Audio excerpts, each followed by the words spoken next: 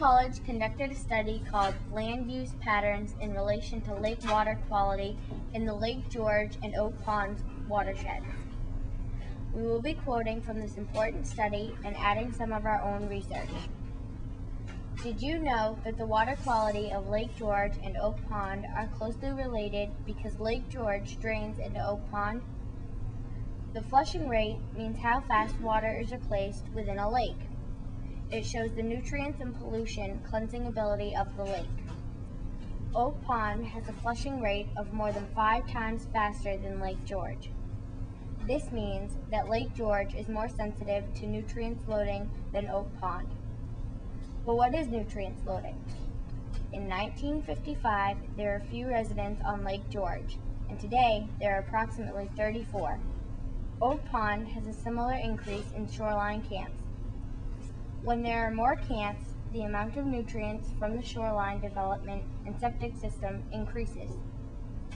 Lucky for Lake George, there is a regional park, and this reduces the potential for shoreline problems. Oak Pond has year-round homes and more camps. Therefore, there is increased erosion and nutrients loading.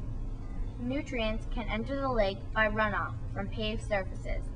Most of the roads surrounding Oak Pond are close to the shoreline and are immediate threat to water quality. Lakes, and if not controlled, then our lakes could be in high risk.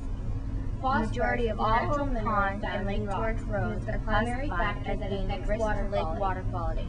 Well, how does that put our lakes and species that live in the lake in danger?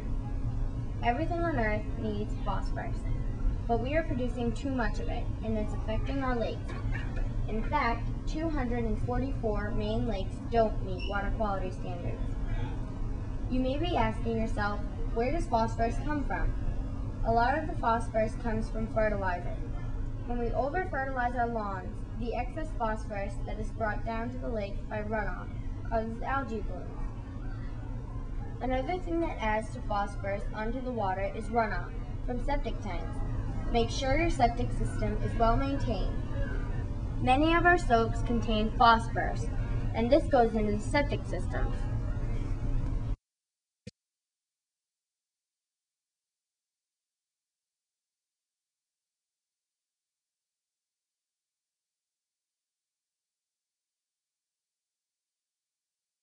The study recommends that Lake George Regional Park continues to promote education through community programs and involvement with schools. Educational programs can emphasize natural history of the park, ecology of vernal pools, and park archaeology.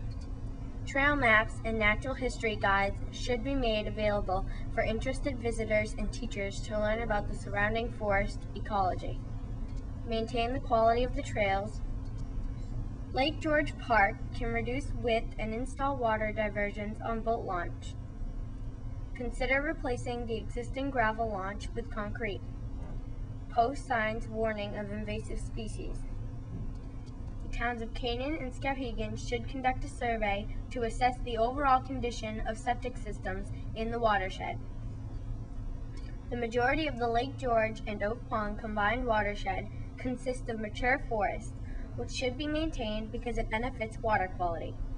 Community members need to be aware of the impacts that extensive development and potential logging can have on water quality. Consistent monitoring of phosphorus levels in the spring, summer, and fall.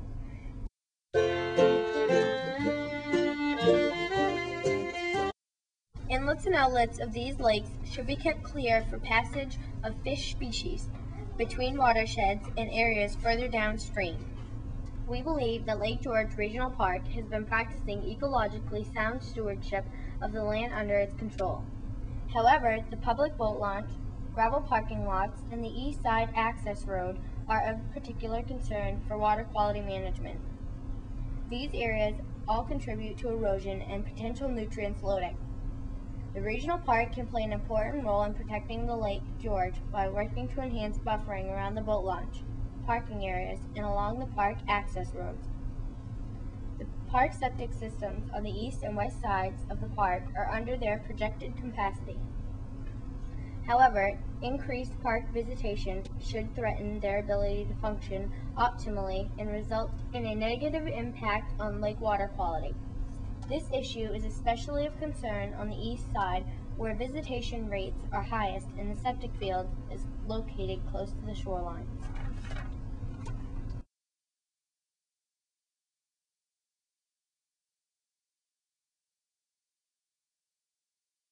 Well, even though some erosion is natural, we are surely not helping the issue.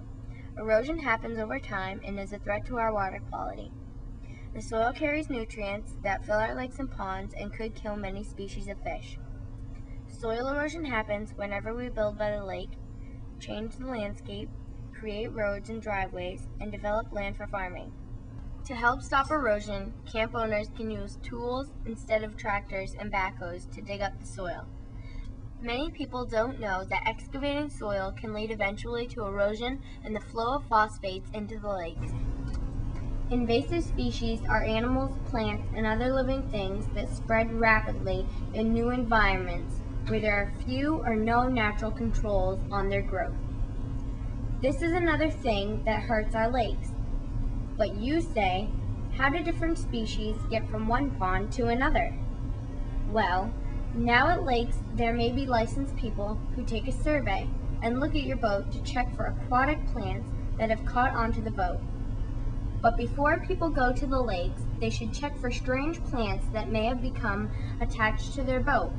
These plants could go into the lake and start to grow. Invasive species rob the lake of oxygen and life.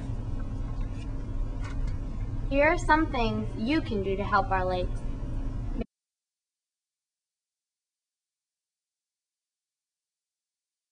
Respectful by the land, because by not raking leaves and cutting down trees, because it makes the nutrients flow into the lake. Important information posted about invasive plants is important.